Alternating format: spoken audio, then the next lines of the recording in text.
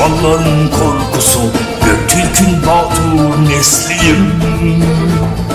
Adalettir gereğim, iman dolu yüreğim, Müslüman Türk doğruyum. Adalettir gereğim, iman dolu yüreğim, Müslüman Türk doğruyum.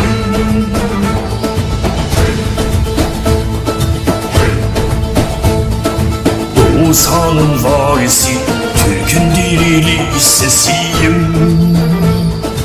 Düşmanların korkusu, Göktürk'ün Batur nesliyim. Adalettir gereğim, iman dolu yüreğim, Müslüman Türk doğruyum. Adalettir gereğim, iman dolu yüreğim, Müslüman Türk doğruyum.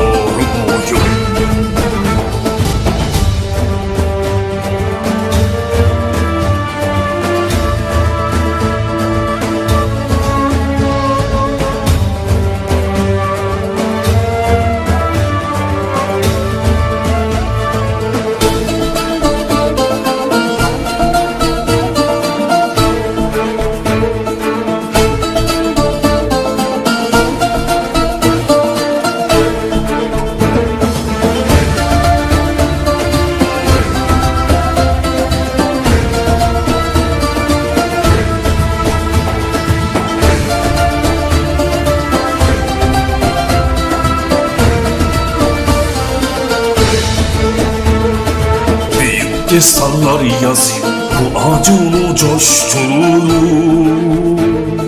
Kızıl elma peşinde ufukta at koştururuz. Hak yolunda ben bir kul, Kayı Türkmen Ertuğrul, Süleyman Şahoğlu'yum. Hak yolunda ben bir kul, Kayı Türkmen Ertuğrul, Süleyman Şahoğlu'yum.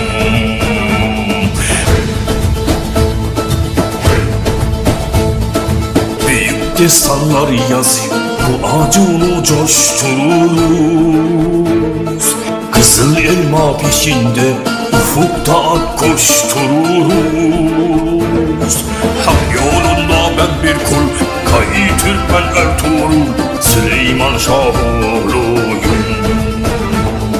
Hak yolunda ben bir kul, Kayı Türkmen Ertuğrul, Süleyman Şahoğlu'yum.